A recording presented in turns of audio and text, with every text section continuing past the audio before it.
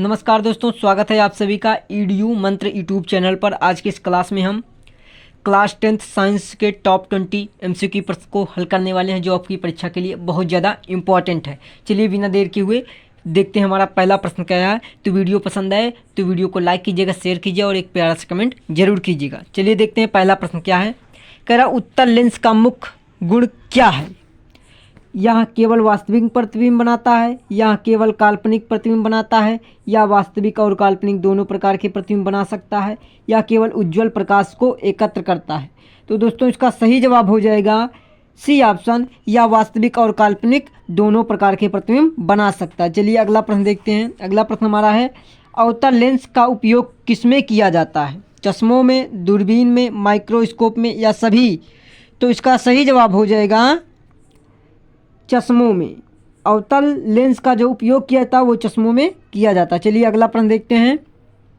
तीसरा प्रश्न कह रहा है, लेंस की फोकस लंबाई को किसमें मापा जाता है। मीटर में, सेंटीमीटर में, या फिर किलोमीटर या गैलन में। तो इसका सही जवाब जो होगा वो होगा सेंटीमीटर में। लेंस की फोकस लंबाई को सेंटीमीटर में मापा जाता है। चलिए अगला प्रश्न देखते हैं। अगला प्रश्न हमारा, प्रकाश की गति का एसआई मात्रक क्या है। प्रकाश की गति का एसआई मात्रक क्या है। सेंटीमीटर पर सेकेंड, या फिर किलोमीटर घंटा, किलोमीटर प्रति घंटा, या फिर मीटर, या फिर सेकेंड। तो इसका सही जवाब जो होगा वो होगा मीटर प्रति सेकेंड। प्रकाश का जो एसआई मात्रक होता है वो मीटर पर सेकेंड होता है। चलिए अगला प्रश्न देखते हैं। अगला प्रश्न कह रहा है, रासायनिक सूत्र NaOH का क्या नाम है। हमारा जो रासायनिक सूत्र दिया हुआ है NaOH, इसका नाम क्या है। सोडियम बाइकार्बोनेट, या सोडियम हाइड्रोक्साइड, कैल्शियम हाइड्रोक्साइड, या हाइड्रोक्लोरिक एसिड। तो इसका सही जवाब होगा सोडियम हाइड्रोक्साइड, बी ऑप्शन। चलिए देखते हैं अगला प्रश्न। अगला प्रश्न है, कार्बन डाइऑक्साइड का रासायनिक सूत्र क्या है। तो कार्बन डाइऑक्साइड का जो रासायनिक सूत्र होता है वो CO2 कार्बन डाइऑक्साइड का रासायनिक सूत्र होता है। चलिए अगला प्रश्न। अगला प्रश्न कह रहा है, पानी का रासायनिक सूत्र क्या है। तो पानी का रासायनिक सूत्र जो होता है वो H2O हो। पानी का रासायनिक सूत्र होता है H2O। चलिए अगला प्रश्न देखते हैं। अगला प्रश्न क्या है, मक्खियों के उड़ने के लिए किस अंग का उपयोग होता है।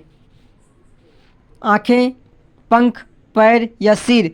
तो इसका सही जवाब हो जाएगा पंख, बी ऑप्शन। चलिए देखते हैं अगला प्रश्न हमारा क्या है। अगला प्रश्न देखते हैं। अगला प्रश्न है हमारा, मानव शरीर में किस अंग में हार्मोन उत्पन्न होते हैं। मस्तिष्क में, गुर्दे में, पाचन तंत्र में, या ग्रंथियों में।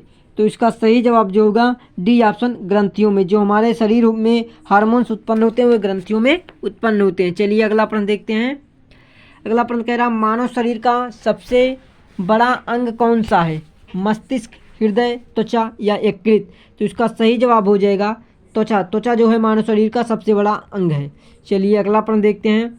इलेक्ट्रॉन का चार्ज क्या होता है। धनात्मक, ऋणात्मक, शून्य, या कभी बदलता नहीं है। तो देखिए इसका सही जवाब जो हो जाएगा बी ऑप्शन, ऋणात्मक। इलेक्ट्रॉन का चार्ज ऋणात्मक होता है। चलिए ऑक्सीजन का रासायनिक सूत्र क्या होता है। तो इसका सही जवाब हो जाएगा बी ऑप्शन, O2 जो होता है रासायनिक ऑक्सीजन का रासायनिक सूत्र होता है। चलिए अगला प्रश्न देखते हैं। अगला प्रश्न हमारा, मानव शरीर में रक्त का pH मान क्या होता है, या pH क्या होता है। तो इसका सही जवाब हो जाएगा 7.4। रक्त का जो pH मान होता है मानव शरीर में 7.4 होता है। चलिए अगला प्रश्न कह रहा है, मिट्टी के किस तत्व का अधिक उपयोग कृषि में होता है। मिट्टी का कौन सा तत्व है जिसका प्रयोग कृषि में अधिक होता है। नाइट्रोजन, फास्फोरस, या पोटेशियम, कैल्शियम।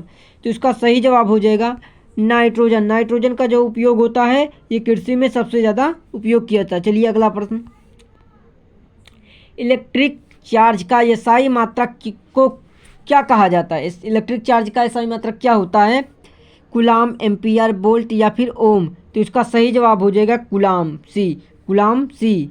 ठीक, सी। तो इसका राइट आंसर हो जाएगा कूलाम, ए ऑप्शन इसका सही जवाब होगा। संवेदनशीलता में वृद्धि का कारण क्या है। संवेदनशीलता में वृद्धि का कारण क्या है।